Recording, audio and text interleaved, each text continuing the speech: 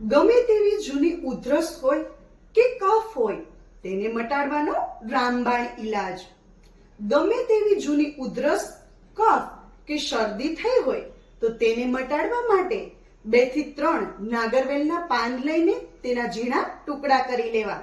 ત્યારબાદ ફુદીનો, તુલસી, ગોળ, હળદર, કાળી જીરી, અજમો થોડો વાટીને અને સહેજ હિંગ નાખીને ઉકાળી લેવું અને અડધા કપ જેટલી ચા લઈએ એટલું આ મિશ્રણ લઈને દિવસમાં 2 થી 3 વાર પીવું. બીજા જ દિવસે આરામ મળશે અને ત્રીજા દિવસે ગમે તેવી ઉધરસ હશે તેમાંથી છુટકારો મળી જશે.